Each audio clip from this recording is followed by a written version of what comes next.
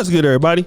It's your boy, O'Shea Duke Jackson, back at it again with another episode of the Celebrity Junk. Guys, Kyrie Irving has made his return to the NBA after a myriad of apologies, which has, of course, got him some criticism from some of the people that were supporting him. And he keeps making apologies. And of course, I always tell brothers, if you're going to come out and say your truth, and then you have to go back and then you're going to, take it back. What was the purpose of saying it in the first place? All right. What was the purpose of saying it in the first place? But again, I digress. Let me kind of go back here. So now the brothers over at the there are several factions of the Black Hebrew Israelite brothers. OK, one of those groups of brothers that I am somewhat familiar with is Israel United in Christ. All right. I think I've even done an interview with one of the brothers over there. I forgot the brother's name. Light-skinned brother from New Jersey. He's a good brother too, right? I did a show with him. Don't agree with everything the brother is talking about, but he's a good brother there. Okay, shout out to the brother. I'm trying to figure his name out. But anyways, these brothers came out and they rallied outside. All right. And outside of that, the brothers were saying that they are the real Hebrew Israelites. And you see the video playing in the background. You see them, doing that and stuff like that. And again, the brothers out there have their say. I won't comment on what they teach. Again, I think that some of the things they're saying about cleaning up our people are definitely correct. They have some things that I don't agree with, but I do have some level of respect for those brothers, because a lot of those brothers was in trouble before.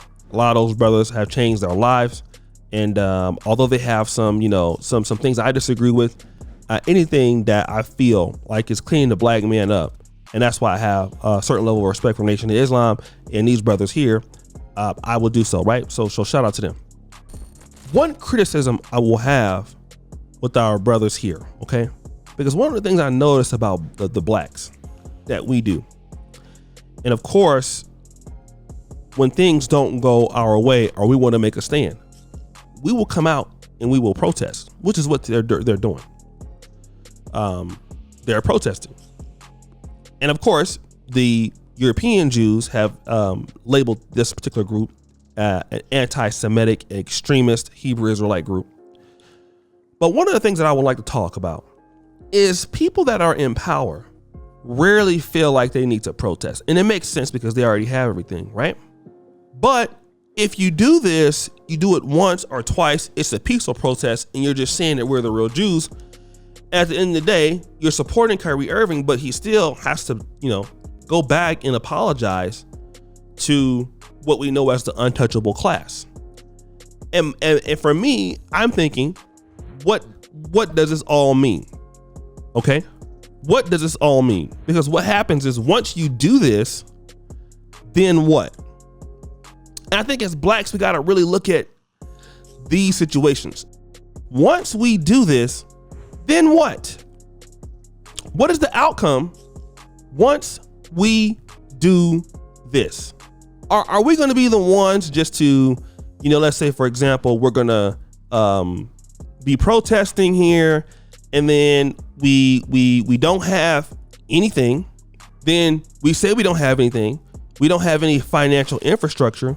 We're not creating the money in our communities. And I'm not saying that, that the brothers in the Hebrew Israelite community don't have businesses, or the brothers over in the Nation of Islam don't have businesses, but these are small sectors of our people, right? And the people who feel this way, you have to want to work with your people to achieve things. I know that some of the brothers don't like working with Africa. I get it. I know some of the brothers don't like working with people in our community. I get it. I understand all of those things. But then when you don't have the financial backing, even look at the World Cup right now. You have flights coming in strictly from, I don't know if it was Iran straight into Qatar, or Israel rather, straight into Qatar. I mean, these people are long-term enemies here, and they get this stuff, right? So now, what about us? What about us as blacks? What sacrifices are we making with each other to be able to have something to offer, rather than us having a protest that we know that after the protest, then we're going to end up in the same situation? Oh, it's Captain Tazariak, my brother, Captain Tazariak. Shout out to the brother. Okay. I interviewed that brother. He's a good brother. So that's my only criticism, is what do we have to offer after that? You know, once we do that, then what? Okay. Then what? But when we say that, then we get upset. And then now we're dealing with the fact that, wow, you know, for whatever reason, we're having trouble doing the work, or, you know, and things like that. And black people, we got to be serious. We got to start to say, okay, if we're going to protest, that's fine. But you know what? Let's go head on and do X, Y, and Z. All right. We're going to make sure that we get X, Y, and Z done. We're going to go ahead and make sure that we do, you know, make sure that we separate. We're going to connect our business class. We need to do some extra work in doing these things, guys. Otherwise, we're just spinning our wheels every time. We're always spinning our wheels every time. We got to stop spinning our wheels every single time, where we're always mad at the white man. We're mad at these other people. We're upset, you know? Why we don't have this, brother? Why we don't have that, brother? All the time. This is where we at. We don't get anywhere.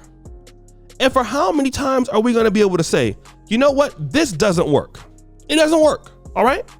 And we can't blame the white man and say, well, you know what? It's the white man's fault that it don't work. Really? Or is it our fault that it doesn't work? It got to be one of the two. It got to be one of the two.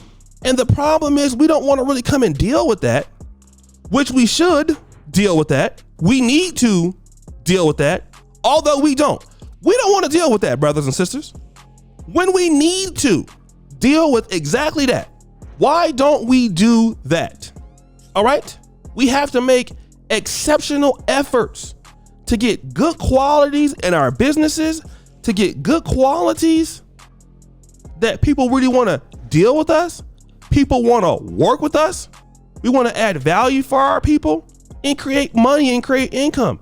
So then at some point, if we ever feel like, you know what, we're having this problem, our business class can support what we're talking about. But ultimately, our business class doesn't support what we're doing. We all know that.